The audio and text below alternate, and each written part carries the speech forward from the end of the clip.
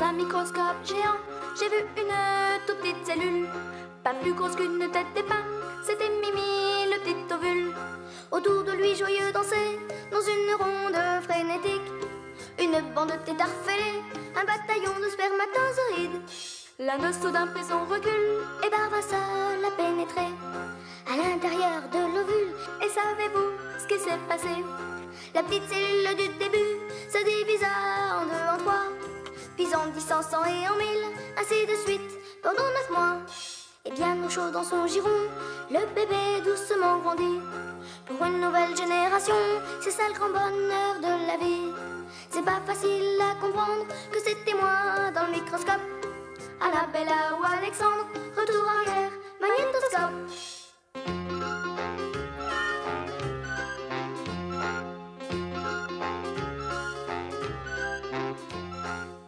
Moi aussi, je vais faire de la puberté, grand-mère.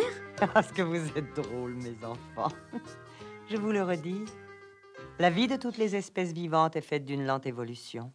Que ce soit un fruit, un animal ou un homme, ça se passe un peu de la même façon. Depuis l'instant où nous apparaissons sur la Terre, et même avant, dans le ventre de notre mère, nous ne cessons de nous métamorphoser. Cette évolution s'élabore très lentement, mais il arrive que cela parfois s'accélère. Notre corps ne cesse de se transformer, de grandir, de mûrir. C'est la vie. Pour chacun d'entre nous, c'est la même chose. Par exemple, pour toi, mon garçon, eh bien, comme ta cousine, tu vas bientôt vivre de grandes transformations dans ton corps. Des boutons désagréables vont peut-être apparaître quelque temps sur ton visage. Oh, ce sera d'ailleurs pareil pour toi, ma fille. C'est tout à fait normal. C'est de votre âge, ça ne dure pas. Ta voix va changer également, mon garçon. On appelle ça la mue.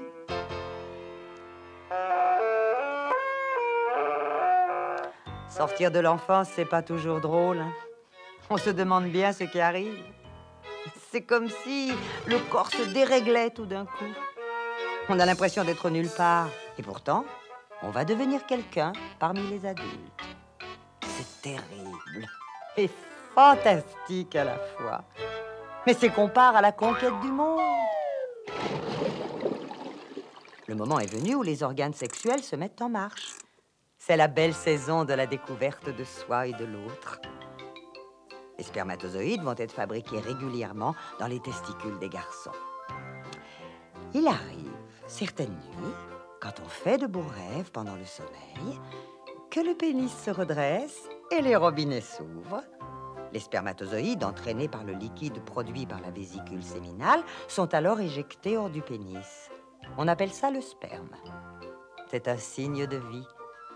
Quelques gouttelettes nacrées qui annoncent qu'à partir de ce moment-là, les garçons peuvent commencer à pousser la porte du monde des adultes.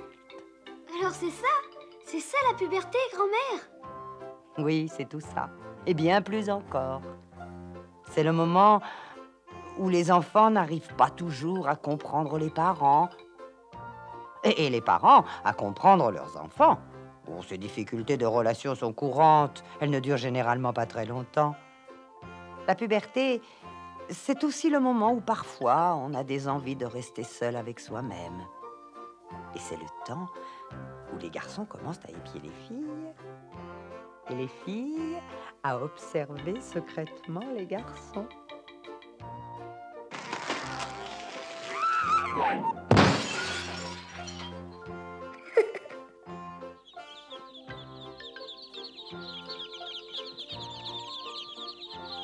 C'est le long moment de l'attente et de l'amour à venir.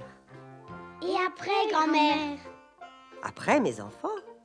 Ah, c'est une autre histoire. Dis